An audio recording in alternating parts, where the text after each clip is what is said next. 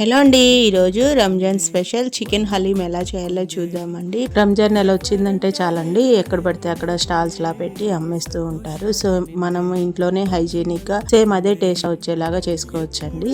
So process ఏంటో చూసేద్దాం, వచ్చేయండి. ఫస్ట్ అయితే ఒక మిక్సింగ్ బౌల్ తీసుకొని అందులో ఒక హాఫ్ కప్ వరకు గోధుమ రవ్వ, 2 టేబుల్ స్పూన్ల ఓట్స్, మీరు ఓట్స్ ప్లేస్లో బార్లీ అయినా తీసుకోవచ్చండి. 1 టేబుల్ స్పూన్ మినప్పప్పు, ఒక 1 table spoon basmati rice, half table spoon పచ్చిశనగపప్పు, ఒక హాఫ్ టేబుల్ స్పూన్ ఎర్రకందిపప్పు, ఒక హాఫ్ టేబుల్ స్పూన్ పెసరపప్పు, ఇంకొక హాఫ్ టేబుల్ స్పూన్ తెల్ల నువ్వులు వేసుకోవాలండి. అన్నిటినీ కూడా వేసుకొని 2 టైమ్స్ అట్లా వాష్ చేసుకొని వాటర్ వేసి ఒక 4 అవర్స్ పాటు సోక్ చేసుకోవాలండి. నెక్స్ట్ చికెన్ మ్యాగ్నేట్ చేసుకుందామండి.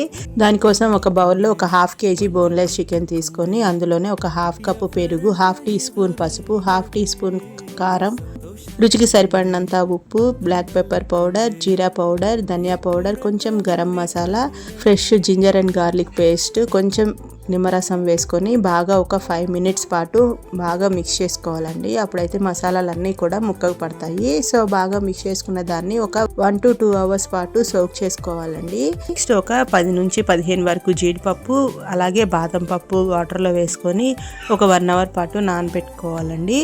నెక్స్ట్ మనం ప్యాన్ తీసుకొని అందులో ఒక 2 టేబుల్ స్పూన్ ఆయిల్ వేసుకొని 2 or 3 ఆనియన్స్ని ఇట్లా నిలువుగా చీలికల్లా కట్ చేసుకొని ఇట్లా బ్రౌన్ కలర్ వచ్చేంత వరకు వేయించుకొని పక్కన పెట్టుకోవాలి. నెక్స్ట్ మనం సోక్ చేసుకున్న పప్పులన్నీ ఉన్నాయి కదండి, ఒక 2 గ్లాసెస్ వాటర్ వేసుకొని కుక్కర్లో వేసుకోవాలండి. ఒక 5 to 6 విజిల్స్ వచ్చేంత వరకు అవి మీడియం ఫ్లేమ్లో పెట్టుకొని పప్పును ఉడికించుకోవాలండి. అది చూసారా ఎంత చక్కగా ఉడికిపోయిందో. సో ఉడికిన ఈ పప్పు మొత్తాన్ని కూడా మిక్సీలో వేసుకొని ఒక మెత్తని పేస్ట్ లాగా చేసుకొని పక్కన పెట్టేసుకోండి. నెక్స్ట్ ఒక కుక్కర్ గిన్నె తీసుకొని అందులో ఒక 2 టేబుల్ స్పూన్ గీ వేసుకొని అది కొంచెం వేడైన తర్వాత ఒక 20 to 25 క్యాష్యూస్ వేసుకొని వేయించుకోవాలండి. అవి కొంచెం గోల్డెన్ బ్రౌన్ రాగానే పక్కన తీసి పెట్టేసుకోండి. నెక్స్ట్ అదే గీలో మనం మసాలాలు వేసుకోవాలండి చికెన్ కోసం. సో అవి ఏవి ఎంత అనేది నేను క్వాంటిటీ క్యాప్షన్స్లో మెన్షన్ చేస్తాను. కొంచెం ఆ మసాలా దినుసులు కూడా కొంచెం ఫ్రై అయిన తర్వాత మనం నిలువుగా చీలికలా కట్ చేసుకున్న 2 ఆనియన్స్ని వేసుకొని ఇట్లా బ్రౌన్ కలర్ వచ్చేంత వరకు వేయించుకోవాలి. అది కొంచెం వేగిన తర్వాత మనం మ్యారినేట్ చేసుకున్న చికెన్ ఉంది కదండి, దాన్ని కూడా ఫ్రై చేసుకోవాలి. అది ఫ్రై అయ్యే లోపు మనం నానబెట్టుకున్న జీడిపప్పు బాదం ఉంది కదండి, బాదం పైన తొక్కు తీసేసి మొత్తం కూడా కొంచెం వాటర్ అనేది యాడ్ చేసుకొని మనం మెత్తని పేస్ట్ లాగా చేసుకొని పక్కన పెట్టుకోవాలి. చూసారండి గీ పైకి వచ్చేసింది. అది ఒకసారి అట్లా మిక్స్ చేసుకొని చికెన్కి సరిపడ ఒక 2 గ్లాసెస్ అయితే వాటర్ పడతాయండి. వాటర్ కూడా యాడ్ చేసుకొని కొంచెం చాప్ చేసుకున్న పచ్చిమిర్చి, పుదీనా అలాగే కొంచెం కొత్తిమీర వేసుకొని బాగా మిక్స్ చేసుకొని ఒక 7 to 8 విజిల్స్ వచ్చేంత వరకు బాగా కుక్ చేసుకోవాలండి. మనకి చికెన్ అనేది బాగా మెత్తగా ఉడికిపోవాలండి. మనం పప్పు గుత్తితో మెదిపితే బాగా మెత్తగా మెదిగిపోవాలి. సో మనకి 7 to 8 విజిల్స్ అలా పడుతుందండి. సో విజిల్స్ తర్వాత ప్రెషర్ అది పోయిన తర్వాత ఒకసారి అలా చెక్ చేసుకోండి ఉడికిందా లేదా అని. ఉడకపోయినట్లయితే ఇంకో 2 విజిల్స్ వచ్చేంత వరకు కుక్ చేసుకోండి. మనకైతే చక్కగా ఉడికిపోయిందండి.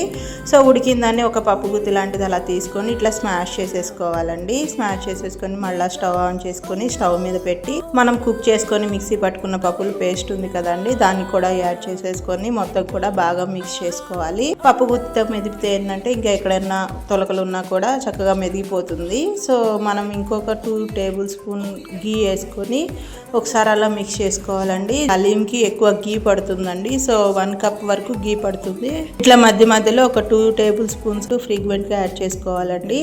సో అది కొంచెం దగ్గర పడిన తర్వాత మనం కాజు పేస్ట్ వేసుకున్నాం కదండి, దాన్ని కూడా యాడ్ చేసేసుకొని మిక్స్ చేసుకొని ఒక 5 to 10 మినిట్స్ అలా ఉడికించుకోవాలండి దగ్గర పడేంత వరకు. సో మరీ దగ్గరకు వచ్చేంత వరకు ఉంచుకోవద్దండి, ఎందుకంటే ఆరే కొద్దీ గట్టి పడిపోతుంది. సో ఫైనల్గా మరొక 2 టేబుల్ స్పూన్ గీ యాడ్ చేసుకోవాలి. అందులోనే కొత్తిమీర, పుదీనా, మనం ఫ్రై చేసుకున్న ఆనియన్స్ ఉన్నాయి కదండి, బ్రౌన్ ఆనియన్స్ కూడా వేసుకోవాలి. ఇంకొక 1 టేబుల్ స్పూన్ రోజ్ వాటర్ వేసుకోవాలండి. మీరు ఈ రోజ్ వాటర్ ప్లేస్లో డ్రై రోజ్ పెటల్స్ ఉంటాయి కదండి, అవైనా వేసుకోవచ్చు. మంచి ఫ్లేవర్ వస్తుందండి. సో మనం బయట తింటే ఎలా ఉంటుందో సేమ్ అదే ఫ్లేవరు అదే స్ట్రక్చర్ ఉంటుందండి. చాలా టేస్ట్గా ఉంటుంది. మనం చక్కగా హైజీనిక్గా ఇంట్లోనే ప్రిపేర్ చేసుకోవచ్చు. కాకపోతే కొంచెం టైం పడుతుంది. టేస్ట్ అయితే చాలా బాగుంటుంది. సో ఈ విధమైన కన్సిస్టెన్సీ రాగానే స్టవ్ ఆఫ్ చేసుకొని వేడివేడిగా ఉన్నప్పుడే సర్వ్ చేసుకుంటే చాలా టేస్ట్గా ఉంటుందండి. సో ఫైనల్గా ఒక సర్వింగ్ బౌల్లో వేసుకొని పైన కొంచెం బ్రౌన్ ఆనియన్స్, కొత్తిమీర, మనం ఫ్రై చేసుకున్న కాజు ఉంది కదండి, దాంతో డెకరేట్ చేసుకుని సర్వ్ చేసుకోవడమేనండి. టేస్ట్ అయితే చాలా బాగుంటుందండి. సో నేను చేసిన ఈ క్వాంటిటీ అనేది ఒక 5 to 6 మెంబర్స్కి వస్తుందండి. ఒకసారి మీరు కూడా తప్పకుండా ట్రై చేయండి. Thank you for watching.